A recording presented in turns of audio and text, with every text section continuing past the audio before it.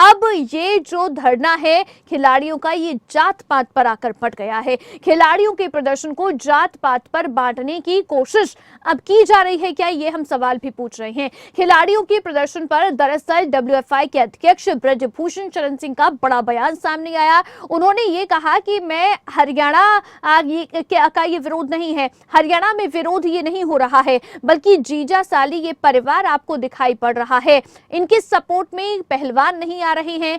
ब्रजभूषण की जाट समाज से भी अपील इस दौरान सुनाई दी। ब्रजभूषण ने अपील करते हुए कहा कि ये मैं लड़ाई आपके बच्चों के लिए लड़ रहा हूं। ये बड़ी बात है जो ब्रजभूषण ने कही है। उन्होंने कहा कि मैं जाट समाज से अपील करता हूं कि ये लड़ाई मैं आपके बच्चों के लिए लड़ रहा हूं। आपको सुनवा देते हैं ब्रजभूषण शरण सिंह ने क्या कहा। नहीं, हरियाणा में विरोध नहीं, हरियाणा में विरोध नहीं है। अभी एक नेशनल हमने कराया था, आपने देखा होगा 300 कुछ बच्चे हरियाणा के पार्टिसिपेट किए हैं। हरियाणा में विरोध नहीं है, एक अखाड़ा और एक परिवार। कौन है वो परिवार, कौन है वो अखाड़ा? परिवार देख रहे हैं आप, ये जीजा साली क्या क्या चल रहा है, परिवार आपको दिखाई पड़ रहा है। 3 लोग बचे हैं। पहले 7 ओलंपियन धरने पर बैठे थे, अब 3 बैठे हैं। 7 या 9 बैठे थे, 3 बैठे हैं। पहलवान इनके सपोर्ट में आ नहीं रहे हैं। अब इन्होंने खाप पंचायत को आमंत्रित किया, भ्रमित करने का काम कर रहे हैं, अपने समाज को भ्रमित करने का काम कर रहे हैं। मैं जाट समाज के लोगों से कहना चाहता हूं कि मैं ये लड़ाई आपके बच्चों की लड़ रहा हूं। इनको तो सब मिल चुका, इनको तो सब नवाजा जा चुका है। पद्मश्री इनके पास है, अर्जुना अवार्ड इनके पास है, द्रोणाचार्य इनके पास है, भारत रत्न इनके पास है। लेकिन वो बच्चे जो गरीब परिवार के अभी हैं और अपना खून पसीना बहा रहे हैं, और परिवार भी कहीं ना कहीं अपने आप अपनी ज़रूरतों को रोक करके, कटौती करके उन पहलवानों का भरण पोषण कर रहा है, उनकी ज़रूरतें पूरा कर रहा है। ये लड़ाई तो हम उनकी लड़ रहे हैं। इनको तो सब मिल चुका है। अब ये खेल रोक रहे हैं। क्यों भाई खेल रोकना चाहते हो? ब्रजभूषण सिंह के खिलाफ जांच चल रही है, न्यायपालिका मुझे सज़ा देगी, दिल्ली पुलिस मेरे ऊपर चार्जशीट लगाएगी, तो इस बहाने आप खेल क्यों रोक रहे हो? तो खेल क्यों रोका जा रहा है, ये सवाल भी उन्होंने पूछा है। लेकिन साथ ही साथ उन्होंने जाट समाज से भी अपील की है, कहा है कि ये लड़ाई तो मैं आपके बच्चों के लिए लड़ रहा हूं। हरियाणा के पहलवान परिवारों से भी ब्रजभूषण शरण सिंह ने अपील की है और कहा कि मैं लड़ाई आपके बच्चों के भविष्य के लिए लड़ रहा हूं। ये आंदोलन करके आपके बच्चों का भविष्य खत्म कर रहे हैं। उन्होंने ये भी कहा कि मेरे कार्यकाल तो चुनाव होगा, मेरा समाप्त हो जाएगा, और मेरा जो कार्यकाल है वो चुनाव के साथ ही समाप्त हो जाएगा। लेकिन इस समय ये जो लड़ाई है ये आपके बच्चों के लिए लड़ाई है जो मैं लड़ रहा हूं। ये ब्रजभूषण शरण सिंह की ओर से कहा गया है। साथ ही पहलवान परिवारों से अपील भी उन्होंने की है कि मैं लड़ाई आपके बच्चों के भविष्य के लिए लड़ रहा हूं। यह आंदोलन करके आपके बच्चों का भविष्य खत्म कर रही हैं। सुनवाते हैं क्या कुछ कहा ब्रजभूषण शरण सिंह ने। हरियाणा के जो पहलवान परिवार के लोग जुड़े हैं, उनसे कहना चाहता हूं कि ये लड़ाई मैं अपनी नहीं लड़ रहा हूं। मेरा कार्यकाल तो 10 दिन 15 दिन, जिस दिन भी चुनाव होगा समाप्त हो जाएगा, क्योंकि 3 टर्म हो चुका है। मैं लड़ नहीं सकता हूं। ये लड़ाई मैं आपके बच्चों के भविष्य की लड़ रहा हूं, और ये आंदोलन करके आपके बच्चों का भविष्य खत्म कर रहे हैं। इस बात को आप गंभीरता से सोचिए। तो ब्रजभूषण शरण सिंह को आपने सुना, जिन्होंने कहा है कि उन्होंने अपील की है पहलवान परिवारों से कि ये लड़ाई मैं आपके बच्चों के लिए लड़ रहा हूं और ये आंदोलन करके आपके बच्चों का भविष्य खराब कर रही हैं।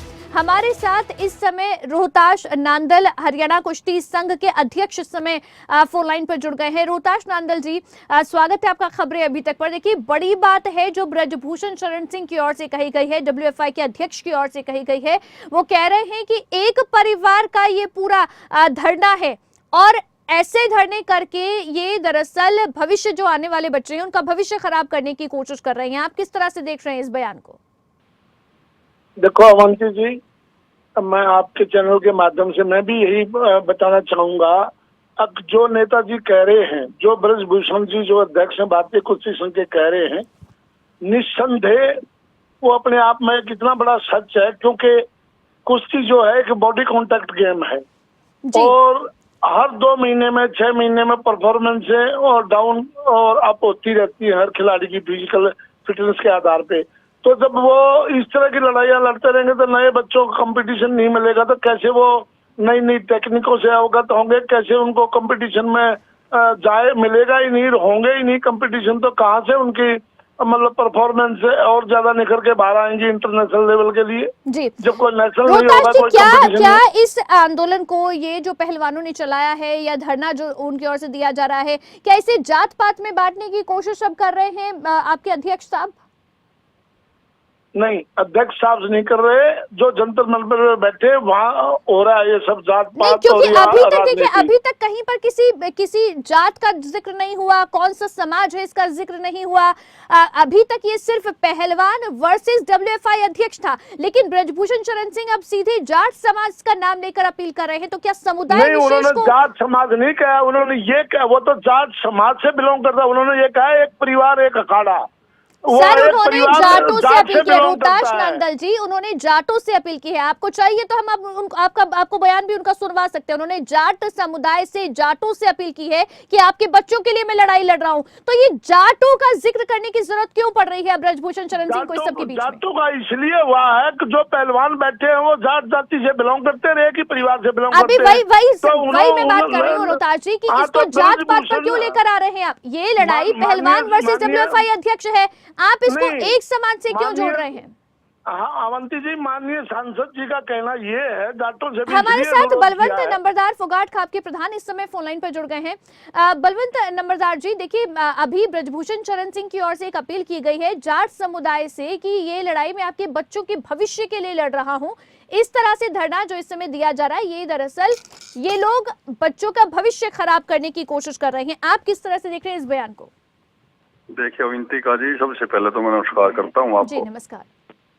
जैसे मैं बताऊं आपको, जो ये धरना चल रहा है, सबसे पहले तो किसी विशेष बिरादरी का धरना नहीं, ये पूरे भारत देश की बेटियों का धरना है। जी पूरे भारत देश के लिए ही उन्होंने गौरव बढ़ाया है। पूरे संसार के अंदर इन बेटियों ने हमारा देश का, तो इनको जात बिरादरी में बांटना ये बिल्कुल गलत बात है। और ब्रजभूषण जी, आप ये देखो, इतने मुकदमे उनके ऊपर दर्ज हैं। जैसे जंतर मंतर पर हम भी गए थे, वो पूरी लिस्ट लगा रखी थी। जी तो आप ये बताओ, एक तरफ तो सरकार ये कहती है कि भाई अपराध मुक्त देश, और एक तरफ जो अपराध प्रवृत्ति के आदमी जिन पे 302 के मुकदमे हैं, जिन्होंने खुद ये कहा है कि भाई मैंने एक आदमी को मारा है, उसकी पीठ में गोली मारी है, जो खुद स्वीकार कर रहा है इस बात को, ऐसे अपराधी प्रवृत्ति के आदमी को अध्यक्ष बनाते हैं। जी बलवंत नंबरदार जी, लेकिन इस समय देखिए, एक बात और जो ब्रजभूषण शरण सिंह की ओर से कही गई है उस पर भी मैं आपका रिएक्शन चाहूंगी कि उन्होंने कहा है कि ये सिर्फ एक परिवार है जो बैठा है, जीजा साली है, एक परिवार है, एक परिवार की लड़ाई से वो कहीं ना कहीं बनाने की कोशिश कर रहे हैं। लेकिन साथ ही साथ उन्होंने ये भी कहा है कि ये परिवार, इन्हें तो सारे अवार्ड मिल चुके हैं, इन्हें द्रोणाचार्य अवार्ड, अर्जुन अवार्ड, सारे अवार्ड तो इनको मिल गए हैं। तो अब बाकी जो बच्चे हैं उनका भविष्य खराब कर रहे हैं ये एक परिवार मिलकर। देखिए मैडम, ये झूठी बातें हैं। ये उस लड़ाई को सिर्फ एक परिवार तक बताना चाहते हैं अध्यक्ष जी, लेकिन ऐसा नहीं है।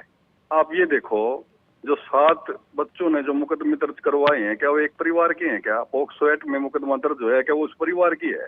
जी लेकिन ये उस पर इस लड़ाई को ये इस परिवार तक सीमित रखना चाहते हैं। रोहतास लेकिन नंदल जी, ये- एक परिवार और एक समुदाय तक सीमित करने की कोशिश कर रहे हैं इस पूरी लड़ाई को। बिल्कुल कर रहे हैं, लेकिन ऐसा जी रोहतास नंदल जी हमारे साथ इस समय है फोन लाइन पर, उनसे जवाब ले लेते हैं। जी अवंती जी, आपने सवाल किया है तो मुझे जी उसका जवाब देने के लिए थोड़ा समय दिया जाए। मैं एक बिल्कुल बात बोलिए कहना सर। चाहूंगा जी मैं एक बात कहना चाहूंगा ये बेटियां हैं, जिसकी भी है, हमारी भी बेटी जैसी है ये, और खाली ये अवार्ड लेके आई है इसलिए इनकी इज्जत डबल नहीं हो जाती। हर भारत की बेटी की इज्जत एक ही जैसी है। अगर किसी की भी इज्जत तार तार होती है तो उसकी भी इतनी है, उसको भी न्याय मिलना चाहिए और इनको भी मिलना चाहिए। वो तो है न्यायालय के हाथ में, जो भी ये बता रही है, जो भी गुहार लगा रही है, जरूर इनको न्याय मिलना चाहिए। न्यायालय सर्वोच्च न्यायालय से कोई बड़ा नहीं है। मगर मैं एक बात कहना चाहूंगा, इसी एपिसोड में 3 महीने पहले इन्होंने जाना चाहिए था प्रशासन के पास, अगर पुलिस नहीं FIR करती तो न्यायालय के पास। ये गए खेल मंत्रालय और इंडियन ओलंपिक में। हाँ। ठीक है, वो खेलों से डायरेक्ट जुड़ी हुई संस्था, वहाँ इन्होंने सर, कमेटी की अभी बात जब करी। चले गए वो, अब जब दिल्ली पुलिस के पास गए तो कौन सा उनकी शिकायत जल्दी दर्ज की गई? और उसके लिए भी तो उन्हें धरना देना पड़ा है ना, तब जाकर तो FIR दर्ज हुई है। अगर आप उस लड़ाई की बात कर रहे हैं तो अवंती जी, 10 मिनट और 10 घंटे पुरानी घटना नहीं है, या 10 साल पुरानी घटना है। घटना है तो क्या एक लाइन की सर आपको कंप्लेंट याद पुलिस होगा कर लेगी? रोहतास नंदल जी, आपको मीटू याद होगा जिसमें कितने साल पुराने मामले सामने आए थे जो वाकई में सच मामले थे। अगर आवाज उठा रही है एक बेटी तो उस आवाज को सुने ना आप, ये ना कहें कि 10 साल पुराने मामले हैं। अगर हिम्मत करके वो कह रहे, हिम्मत करके बैठे हैं तो वो सुने ना आप। आवाज को दबाने का किसी ने प्रयास नहीं कर रखा। नेताजी उन्होंने पहले भी ये कहा है अब भाई मैं हर जांच के लिए तैयार हूँ, मुझे जहाँ बुलाया जाएगा वहां जाने को तैयार हूँ, जो न्यायालय का फैसला आएगा मेरे सिर माथे तो पे। तो एक किसने परिवार और रोका एक हुआ है? समुदाय को क्यों अब इस लड़ाई को बनाने की कोशिश करें? पहले हरियाणा बना दिया, अब सिर्फ एक समुदाय एक परिवार की लड़ाई बना रहे हैं, ऐसा क्यों कर रहे हैं अब? देखो देखो मेरी बात सुनो मैडम जी, आप वहाँ जंतर मंतर का सुबह से लेकर शाम तक आपके पास भी अपडेट आती होंगी। वहाँ तरह तरह की खापें जारी हैं, तरह तरह की पॉलिटिकल पार्टियां जारी हैं। तो वो जंतर मंतर पे प्रैक्टिस के लिए मैच भी मंगा रहे हैं, लेकिन ये तो पॉलिटिकल सेंटर बन चुका है, ट्रेनिंग सेंटर बना हुआ, सब पार्टियों का एक ही जगह। आप वाले भी वहीं जा रहे हैं, आरएलपी भी वहीं जा रही है, आरजेडी भी वहीं जा रही है, कांग्रेस भी वहीं जा रही है। तो कौन से किस तरह की मांग है ये? जी बलवंत नंबरदार जी, पॉलिटिकल सेंटर बन गया ये धरना अब? देखिए मैडम, आप एक बात बताओ जी। इन बच्चों ने पूरे देश के लिए मेडल लेके आए, तो इन्होंने पूरे देश के आमजन से अपील की है, पूरे देश के आमजन से अपील की है, और सब उसमें मतलब उसके अंदर हर आदमी ये सोच के जाता है कि कल को मेरी भी बहन बेटी है। कोई पार्टी का कोई वो नहीं है, पार्टी तो भाई आती जाती रहती हैं, और खाप हैं और सामाजिक संगठन है, सब ये तो पार्टी के नहीं है। ये तो जैसे अब संदीप सिंह का मामला था पीछे चीन का, हरियाणा का खेल मंत्री का, उसमें भी खापों ने समर्थन किया था जी। तो ये तो बताओ कि इन्होंने आज तक किस मतलब समस्या का हल किया है? हाँ। उसकी भी कोई अब तक कोई रिपोर्ट नहीं आई है। और जब आप एक तरफ मतलब जो कानून है उसकी बातों पे चलते हो, तो उसमें तो ये पॉक्सो एक्ट की धारा लगते ही तुरंत उसकी गिरफ्तारी होनी चाहिए। क्या ये मतलब एक दो तरफा कानून नहीं है कि एक आम आदमी के लिए तो तुरंत उसको अंदर कर देते हैं, क्या वो बाहुबली इसीलिए उसको छोड़ रखा है? तो एक देश में दो कानून नहीं होने चाहिए, उसको भी तुरंत अरेस्ट करके अंदर करो, जांच होगी, जब निष्पक्ष जांच होगी उसमें पता लग जाएगा, वही सीधी सी बात है, वो कसूरवार नहीं होगा तो छूट जाएगा। रोहताश टंडल जी, अगर मैं लंबरदार जी से एक ही बात छोटी पूछना चाहूंगा, बड़े सम्मानित व्यक्ति है, मेरे से ज्यादा तजुर्बा है उनका जी। ये 3 महीने पहले न्यायालय में नहीं गए, अब इन्होंने सुप्रीम कोर्ट में जैसे ही कहा, सुप्रीम कोर्ट ने संज्ञान लेते हुए इमीडिएट एफआईआर करी। अगर राजनीति दबाव वाली बात होती तो एफआईआर ही नहीं होती। सुप्रीम कोर्ट ने तो ये नहीं देखा, उन्होंने न्याय के लिए देखा कि तुरंत एफआईआर हो और मुझे 5 तारीख को मतलब रिपोर्ट दी जाए, भाई क्या इसमें तथ्य है। बगैर तथ्य देखे तो सुप्रीम कोर्ट भी फैसला नहीं सुना सकता, आपको भी पता है। अगर चरित्र मेरा हनन हुआ है तो मुझे मैं पुलिस में नहीं, जनता में नहीं, जंतर पे नहीं, तो न्यायालय में तो मुझे प्रूफ देने ही पड़ेंगे ना। तो हम बेटियों के साथ हैं, मगर बेटियों के साथ सच्चाई कितनी है हम उस बात को देखें, सोचें, समझें, तोलें और फिर बोलें। हेलो जी नंबरदार जी बोलिए। एक बात सुनो मैडम जी, इन्होंने 3 महीने पहले की बताई, 3 महीने पहले इन्होंने अपना आंदोलन जारी किया था। उस आंदोलन के अंदर भी मध्यस्थता इस बीजेपी पार्टी के आदमियों ने की थी, और आश्वासन दिया गया था कि आपकी सुनवाई होगी, जांच करेंगे। उस जांच की रिपोर्ट क्या महीने होगी, इन्होंने वेट करते आनी, कुछ भी रिजल्ट नहीं आया उसका। आश्वासन तो इन्होंने दिया था ना कि आप वेट करो भाई, इस मामले को सुलझ जाएंगे हम, लेकिन उनकी तरफ से क्या हुआ? कुछ भी नहीं हुआ। आखिरी में क्या करते बेचारे बच्चे? वो कह रहे थे पुलिस के पास यार न्यायालय जाना चाहिए था ना, 3 महीने पहले नहीं गए न्यायालय। 3 महीने पहले तो मैडम इन्होंने ये आश्वासन दिया था, इनकी पार्टी के आदमियों ने ये आश्वासन दिया देकर वो धरना उठवाया था।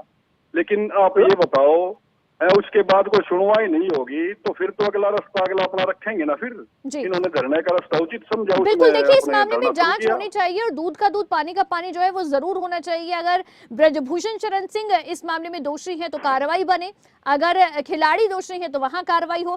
तो जो भी है जांच का इंतजार कर लेते हैं। अभी जांच अब मामला दर्ज हो गया है कि जांच में क्या कुछ आता है ये जरूर देखना होगा। जी अवंती जी, जी एक बात मैं कहना चाहूँगा, खेल मंत्रालय खेलों के लिए सबसे बड़ा मतलब एक संस्था है, एक मंत्रालय है जी। और इन्होंने ही गुहार लगाई थी कमेटी बनाई जाए, और उस कमेटी में अपना ही मेंबर डाला था, अपनी सगी बहन थी उनकी बबीता फोगाट, हाँ। वही उस कमेटी के मेंबर थी, तो उनके सामने ही सब कुछ हुआ था। वो तो कह रहे हैं ना खेल मंत्रालय खेल गया उनके साथ, और वही बबीता फोगाट जिनका आप जिक्र तो कर रहे उनकी हैं, बहन भी वही थी, उसी दिन उसने क्यों नहीं इस्तीफा दिया? सुनिए, वही बबीता फोगाट है, वही बबीता फोगाट है जिन्होंने खुद मीडिया के सामने आकर कहा है कि उनके साथ बदतमीजी हुई है। उन्हें तो रिपोर्ट तक पढ़ने नहीं दी गई, उन्हें तो जबरन साइन करवाए। जो उन्होंने बोला कि ये आप डालें, जो सजेशन दिए वो तक भी रिपोर्ट में नहीं डाले। उन्हीं बबीता फोगाट ने ये सब बातें भी कही। अगर आप एक पहलू बोल रहे हैं तो दूसरी बात ये भी है बबीता फोगाट को लेकर। फिर बहुत शुक्रिया रोहताश अब तो नंदल जी जुड़ने के लिए खबरें अभी तक के साथ। बलवंत नंबरदार जी आपका भी बहुत शुक्रिया खबरें अभी तक के साथ जुड़ने के लिए।